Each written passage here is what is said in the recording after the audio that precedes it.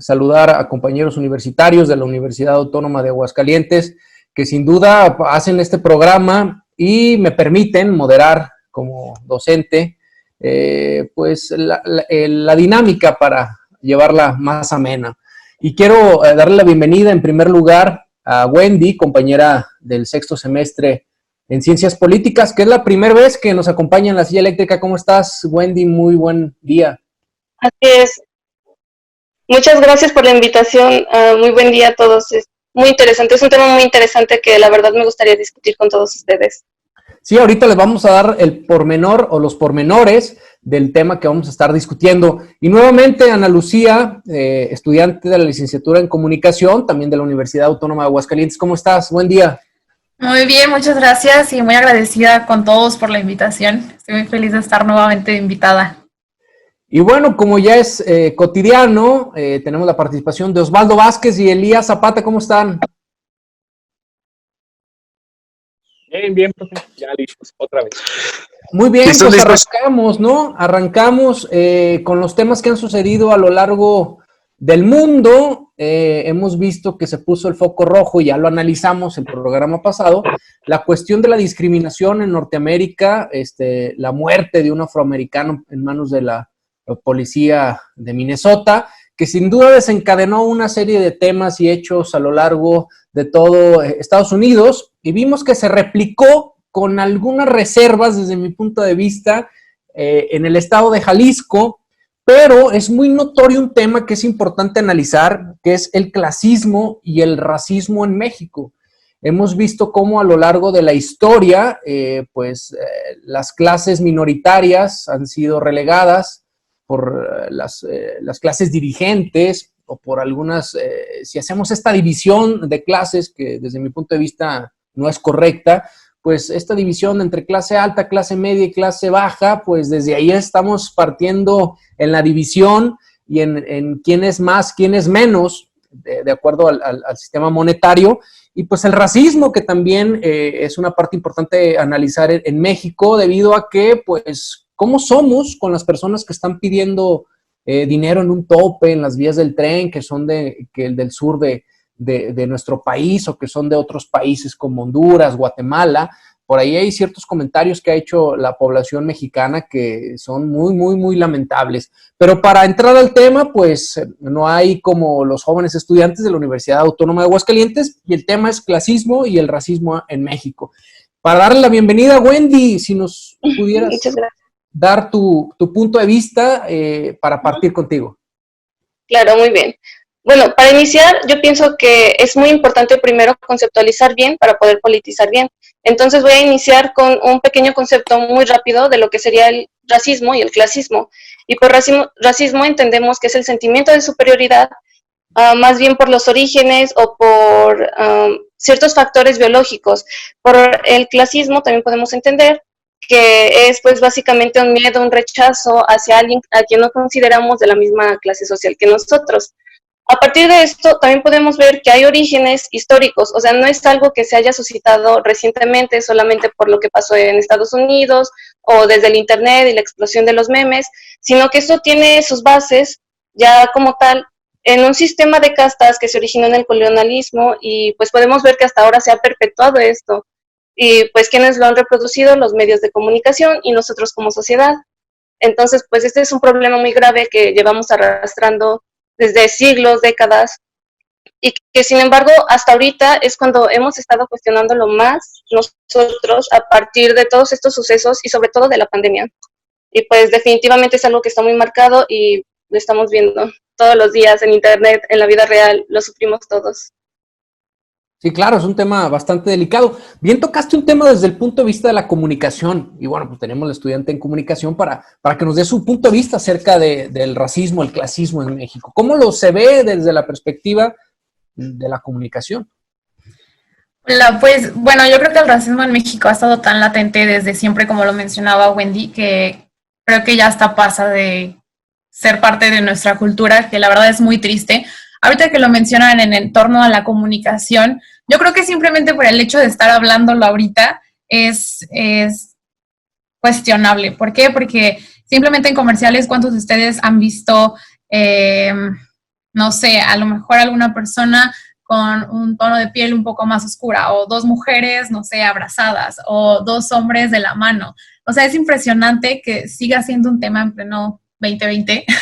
Y la verdad es que sí, o sea, no quiero decir que en la comunicación no haya aportado para un beneficio o para impulsar el racismo y la discriminación, pero sin duda creo que existen diferentes medios para poder dejar de lado esto y educarnos más. Ahorita tú mencionabas, Orlando, sobre los acontecimientos en Estados Unidos y absolutamente, o sea, creo que incluso nosotros nos sentimos más identificados con lo que está pasando en Estados Unidos que con lo que está pasando en nuestro propio país. Vimos cómo se manifestaron en el caso de Giovanni en Jalisco y o sea, recordé cuando se manifestaron las feministas y el problema no era que en México se mueren 10 mujeres diario, no, o sea, el problema era que no era la forma de manifestarse, los monumentos, la forma en la que lo estaban haciendo en lugar del problema. Y eso es discriminación, la verdad. Discriminamos por ser mujer, por preferencia sexual, por ideologías, por discapacidad. Y desafortunadamente eso afecta de una manera impresionante en nuestro nivel de ingresos, nuestras oportunidades, el nivel socioeconómico al que vamos a llegar, el pertenecer a familias de cierto estatus social. Y creo que ahorita estamos en un momento sumamente importante para educarnos. O sea, yo sé que no soy experta a lo mejor en el tema, pero lo que estamos haciendo ahorita, debatir, hablarlo, poner literal el tema sobre la mesa y empezar a normalizar que esto no está bien y que literalmente en nuestro país lo estamos viendo y que desgraciadamente estamos más enfocados en lo que está pasando en otro país que en el nuestro. Creo que es ahí donde empezamos a cambiar esta perspectiva y que tenemos que educarnos, simplemente eso, leer, hay demasiadas investigaciones, hay demasiados documentales, hay demasiado de todo aquí y tenemos la información gracias al internet y la tecnología, tenemos la información ahorita y lo que podemos hacer que es simplemente empezar a empatizar. Creo que esta palabra resolvería muchas cosas y honestamente sí es triste por el lado de la comunicación saber que no lo estamos normalizando y creo que sería un método impresionante e impactante para la sociedad que simplemente en comerciales, simplemente en radio, simplemente en telenovelas, que es donde la mayoría de la población mexicana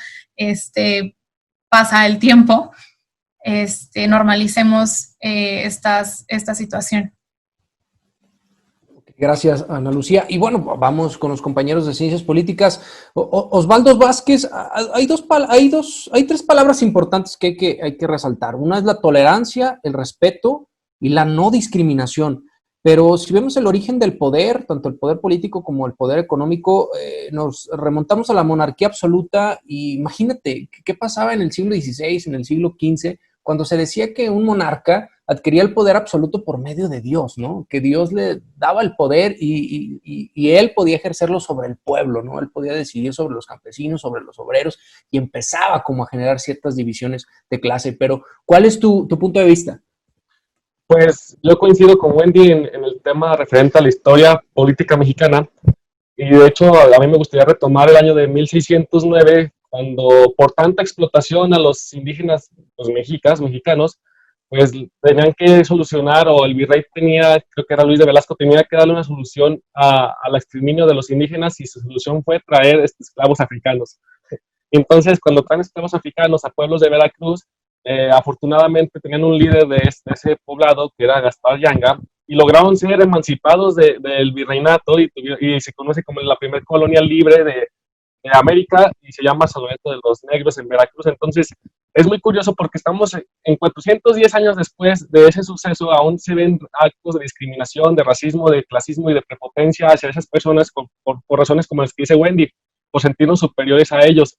Entonces, ese es el problema, por ejemplo, en el enfoque histórico, por así decirlo, y en el enfoque político yo creo que también existe un racismo y una discriminación porque los grupos indígenas al momento de ser discriminados, al momento de que por ejemplo, no tienen, digamos, por ejemplo, los que son acusados de algún delito no pueden, un indígena que es acusado de algún delito no puede tener un intérprete que le ayude a saber qué está pasando con su juicio, sus lenguas están, bueno, sí, se están extinguiendo, entonces el problema es sistémico y es evidentemente se necesita un esfuerzo muy grande para poder cambiarlo y un esfuerzo radical, no puede ser a medias, no hay una fórmula que diga, cuál es el medio para poder hacer un cambio progresista en este sentido, porque los medios están bloqueados.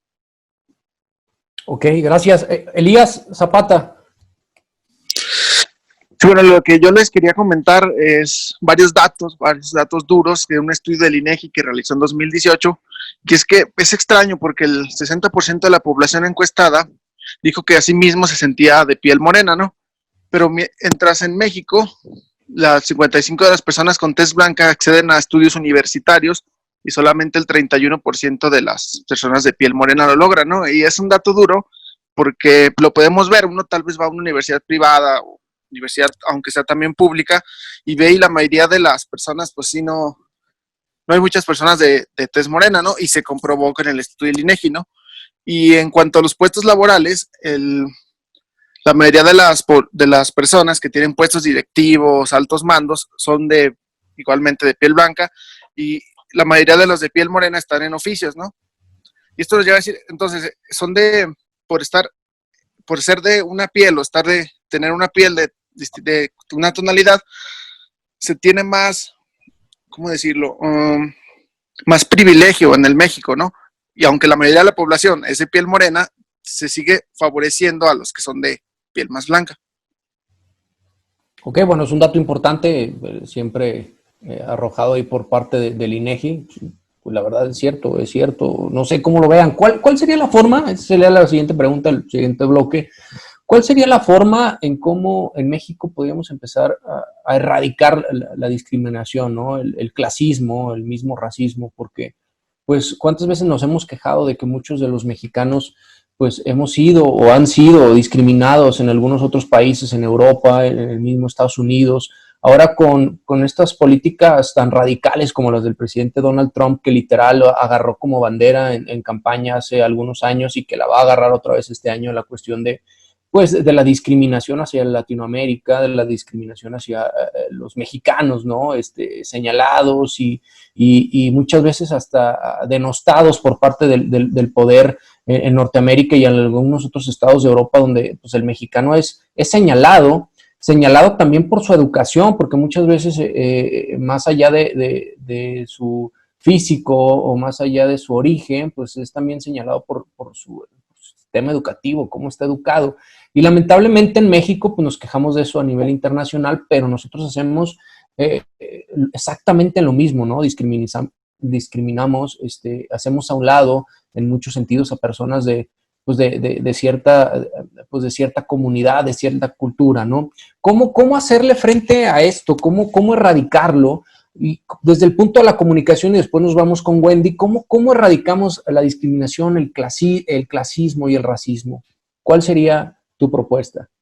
Yo creo, honestamente, que acciones pequeñas desde casa. O sea, primero me gustaría hablar sobre, tú mencionabas al principio de el debate, Orlando, mencionabas cómo discriminamos a las personas que están pidiendo dinero en los cruceros. Obviamente, si un niño chiquito ve a su papá que le habla súper feo a la persona que está pidiendo dinero, porque obviamente no es por gusto que le esté pidiendo dinero ahí en la calle. O sea, es por necesidad, porque no puede encontrar otra forma de sacar dinero, no hay manera de acercarse a instancias públicas que le permitan otra cosa. Desde un principio ahí el niño ya está viendo que el papá o habla mal de la persona, o lo trata mal, o lo discrimina, simplemente. Creo que desde casa podemos ir implementando estas semillitas hacia los niños, porque realmente yo estoy súper segura que no vamos a poder cambiar nuestro pasado, pero definitivamente, como lo mencionabas, podemos cambiar lo que pase en 2021 o lo que pase mañana. Entonces, obviamente desde el ámbito de la comunicación considero que empezar a normalizar que somos seres humanos, que no tenemos las mismas preferencias, no sé, sexuales, honestamente no tenemos el mismo nivel socioeconómico todos. Tristemente, como lo mencionaba ahorita Elías, hay estadísticas que muestran cómo hasta simplemente por el hecho de ser mujer, estaba leyendo recientemente una investigación del Oxfam y está muy buena, es muy cortita, se la recomiendo que la lean. Se llama Por mi raza hablará la desigualdad, y mencionaba cómo justamente en los grupos étnicos las personas pues obviamente hablantes de lenguas indígenas tienen menor porcentaje de una educación. Pero está impresionante ver las estadísticas y ver cómo cambia muchísimo simplemente por el hecho de ser mujer y ser hombre. Entonces creo que desde cuestiones públicas, dar oportunidades, no sé, en la tele. Simplemente cuántas veces hemos visto a alguien que esté dando las noticias y, pues no sé, a lo mejor físicamente atractiva para las personas es lo que está visualmente correcto en los medios de comunicación. Entonces, dar oportunidad a otras personas que honestamente no siento que debería de ser tan difícil, pero seguimos con esta ideología que vamos cargando. Y creo que algo muy importante es dejar de vernos a los mexicanos como víctimas y dejarlo también, nuestra cultura es verlo todo como comedia. Y lo vemos en las películas, lo vemos en la educación que recibimos, en los medios de Netflix, Amazon, lo que quieran. Si ven cualquier película que no sea mexicana, en Estados Unidos, ¿cómo nos ven? Como los típicos rancheritos que no sabemos hablar ni siquiera bien el inglés, que no podemos tener un nivel socioeconómico alto, que es súper extraño. Entonces, desde ahí, desde lo que consumimos nosotros como audiencia y desde lo que damos los que están en la parte pues alta, los que crean los reality shows, los que crean las películas, los programas, creo que desde ahí se puede cambiar una perspectiva grandísima en esta mentalidad del mexicano. ¿Por qué? Porque la verdad es lo que ahorita estamos consumiendo. ¿Cuánto el porcentaje subió de estar consumiendo Netflix, Amazon y estas redes sociales? Porque pues realmente es en lo que estamos ahorita. Entonces, si empezamos a normalizar eso desde ahí, yo creo que hablaríamos de otra cosa. Sí, hablamos de un factor externo, ¿no? El factor externo económico. Hablamos a su vez de este factor externo económico, pues la sociedad en consumo, ¿no? El consumismo exacerbado o el consumismo tan pues despiadado por parte de los ciudadanos y hasta cierto punto eso que tú mencionas, la golosina visual, ¿no? Eso que suena bonito, que se ve bonito para tratar de persuadir, pero nos imponen un estereotipo, nos imponen un prototipo, ¿no? De belleza, nos imponen un estereotipo económico. Entonces, a mí me llama mucho la atención. Sí, porque normalizas eso y dejas de lado lo demás. Y como no lo ves, piensas que no existe. Exacto. Calidad. Y a mí me llama mucho la atención cómo muchas veces las ideas conservadoras, ¿no? De es pobre porque quiere, no puede salir adelante porque quiere, y no, bueno, también habrá que ver en qué espacio, en qué cultura, en qué sociedad se está desarrollando y por qué no puede desarrollarse de forma positiva. Pero, ¿cuál sería tu punto de vista, Wendy, para salir adelante o para dejar de estas formas de discriminatorias, tanto clasistas como racistas en México? Y preguntarte, ¿esto es culpa del sistema económico? Muy bien, esta es una pregunta muy válida, pero también sumamente compleja, porque pues como hemos visto, en el sistema capitalista ya lo habían dicho, es mucho consumo, es básicamente consumismo, y también estamos hablando de un sistema que lo que está haciendo es incentivar a la competencia. Entonces todo el tiempo estamos compitiendo con los demás, y este es un sistema que pues muy poco probable que vayamos a salir así como de una forma muy rápida. Entonces las soluciones, como decían, rápidas y simples no se pueden. Podemos iniciar, por ejemplo, con lo que decían del humor de desacrédito. Mencionaba en alguna ocasión Eugenio Derbez que las redes sociales están matando la comedia y que no puedes hacer un chiste sin que te crucifiquen. Sin embargo, esto es algo que hemos estado viendo mucho en las redes sociales, que hacen memes de todo, desacreditando a gente de tez morena. ¿Cuántas veces no hemos visto memes de prietos en aprietos o de gente que pues es pobre? Cosas así que se están normalizando y que son discursos que se van repitiendo. Y aquí tenemos dos factores, el factor interno y el factor externo. Por ejemplo, lo interno sería que todos hemos internalizado como una clase social, ¿no? Yo me veo de cierta clase social y ese es mi discurso, y por eso yo solamente me voy a juntar con gente de mi propia clase social, y a los que no son de mi clase social los voy a renegar, los voy a relegar. Y lo mismo, o sea, la gente usualmente se percibe más blanca de lo que es. Bueno, yo había visto en un estudio algo por el estilo, pero ahorita no tengo las cuentas realmente. También tenemos que dejar la revictimización, o por ejemplo, este discurso que manejan del racismo inverso, que pues realmente no existe porque no hay un sistema de opresión que realmente esté oprimiendo a la gente blanca. Si los discriminan, no va a ser por su tono de piel, igual y si es violencia que los discriminen o que les digan como blanquito, bueno, muchas otras groserías que les pueden decir, pero una cosa es la violencia que pueden sufrir y la otra es la discriminación sistemática que se puede vivir día a día, como muchos indígenas lo viven, como mucha gente de tez morena y mucha gente que no tiene, o más bien que tiene escasos recursos. Y en este aspecto también tenemos que proponer soluciones intersectoriales, porque, por ejemplo, puede que a mí no me discriminen quizás por mi tono de piel, pero sí por ser mujer, y puede que a un hombre no lo discriminen por ser hombre, pero sí por su tono de piel. Entonces, tenemos que estar trabajando constantemente en muchos ámbitos, en muchos aspectos, tanto de nosotros como el discurso que manejamos, y a su vez evidenciar y exhibir a aquellos que lo hacen, porque es muy fácil no dar la cara o reírse sobre algunos chistes o sobre algunos comentarios y irlo normalizando, porque les cuesta socialmente muy poco. O sea, ¿qué hace? Alguien hace un chiste racista y pues todos se ríen, eso es signo de aprobación, entonces no le está costando nada, cuando en la vida real a la gente que sufre ese tipo de discriminación pues les cuesta muchas oportunidades. Lo que se tiene que hacer en primer momento es cuestionarse a uno mismo ¿por qué nos da risa? ¿Qué nos da gracia? ¿O por qué vamos a discriminar a alguien y ejercerle violencia? Y también cuestionar externamente a los demás. Y pues recordar que el silencio es ser cómplice. Es cierto, es cierto. ¿Cuántas veces hemos sido cómplices, ¿no? De señalamientos y hasta de burlas, ¿no? Ahora nos vamos al tema político, Osvaldo. En el tema político hemos visto que bueno, ha crecido estos dirigentes internacionales, nacionales, que tratan de polarizar a la población, ¿no? Por un lado ponen los buenos, los malos, los conservadores, los liberales, los que están conmigo, los que no están conmigo. Esto es hablar de clasismo, esto es también incitar al odio, incitar a la discriminación, al racismo. ¿Cuál es tu punto de vista y tu postura para salir de ello, ¿no? ¿Cómo lo erradicamos en este país? Yo creo que la única manera de salir de ello es mediante, ahora sí que lo que estamos viendo, las manifestaciones, un tipo de revolución. ¿Por qué? Porque bastantes de los artículos de nuestra Constitución donde se garantizan derechos humanos se dieron en base a revoluciones o a protestas y no fueron pacíficas. Se derramó sangre para poder tener un artículo que defienda la integridad de las personas. Y pues yo creo que es la única solución. El problema es, aunado a lo que dice Wendy sobre el conductismo de las redes sociales, es que aparte de una aprobación a las manifestaciones de racismo, veo una indiferencia a las manifestaciones y protestas contra el racismo y el clasismo. Entonces, tratan de condenar tanto al que lucha por eliminar esa indiferencia como al que la causa.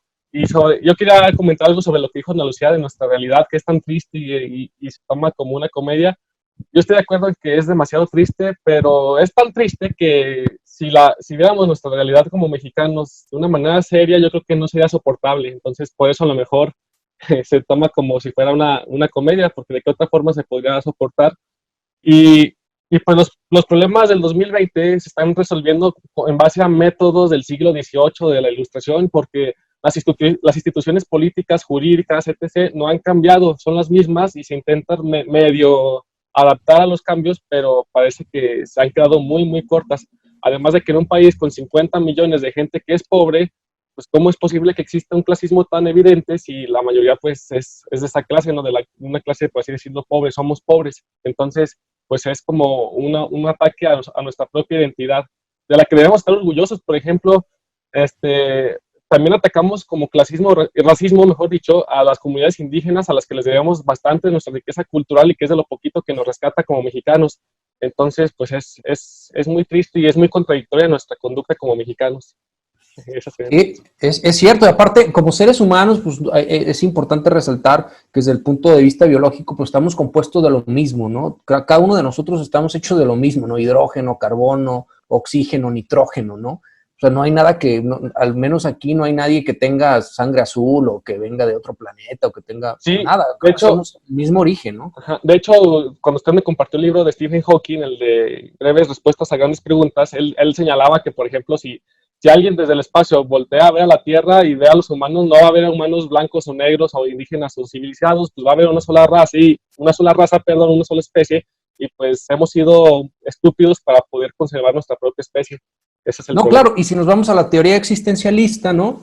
Si nos vamos a esta teoría en la cual dice que somos nada en comparación al universo, a lo indeterminado, pues somos nada, literal, ¿no? Elías, a lo largo de la historia, la lucha obrera ha generado grandes cambios, la lucha afroamericana en Estados Unidos, en África, también ha generado grandes cambios en las instituciones, en las leyes. Aquí mismo lo vimos, ¿no? La lucha campesina en 1900, con los cambios importantes posteriores a la revolución. Entonces, hablar de la discriminación y hablar también de la relegación de clases, pues ha hecho cambios importantes en el mundo y principalmente en México. ¿Cuál sería tu postura para poder salir de esto, salir adelante y erradicar el clasismo y el racismo en nuestro país? Sí, como hemos visto, pues es un tema cultural, ya lo comentaban las compañeras, y tema histórico que ha venido desde época colonial, y creo que sería igualmente cambiando la cultura, la forma en la que vemos a las personas. Si ves a alguien de tez morena, no decir, pues él va a la obra, o alguien es alguien de tez clara y dices, no, pues va con su empresa, es un emprendedor, ¿no? Va desde el tema cultural y tema de educación, ¿no? Desde que los niños los enseñan. Hubo también un estudio, no sé si han visto un video, están con unos niños y les muestran dos muñecos, ¿no? Y les dicen, a ver, ¿cuál es el malo? No, pues el moreno. No, pues ¿cuál te cae mejor? No, pues el blanco, ¿no? Y son niños, ¿no? Pero no, obviamente no se nace racista. Nadie puede nacer racista. Y entonces es tema de la educación, los padres, ¿no? El niño imita lo que ve de sus padres, ¿no? Si ve que el papá les dice, no, estos indios que están en el semáforo, no, esas personas no, o esas personas su preferencia no me gusta, o la de ellos no, pues el niño va a replicar y va a seguir haciendo este mismo sistema, 500 años que se lleva haciendo este sistema. Y pues el tema es la educación desde casa es la más importante, y creo que diría el cambio. Ok, el clasismo, en conclusión, el clasismo y el racismo, pues es una construcción social, ¿no? Todos los días estamos construyendo para que se dé. Es tiempo de construir de forma positiva. Para cerrar el programa, pues vamos a poner a la sociedad mexicana en la silla eléctrica, y de acuerdo a la dinámica, Wendy, que tú es tu primera vez que has estado con nosotros, vamos a poner a la sociedad mexicana en la silla eléctrica y tú decides si la electrocutas o la dejas vivir de acuerdo a los hechos clasistas y racistas que se han hecho en los últimos años. Tenemos 5 minutos. Iniciamos contigo, Wendy. Pues yo la verdad, hasta este momento quizás sí condenaría a la sociedad por cómo ha estado estructurada y por cómo ha discriminado. Sin embargo, por estos últimos días, o más bien este último año que se han manifestado, entonces yo creo que sí tenemos una salvación hasta cierto punto. No la puedo condenar del todo si ahorita hay una parte de la sociedad que se está rebelando y que está cobrando conciencia. Entonces salva la vida a la sociedad mexicana. No, mejor no. No, tú dices, o sea, si tú dices que sí, porque ahorita estamos tomando ciertos pasos, entonces me parece relevante. Ok. Adelante, Ana Lucía.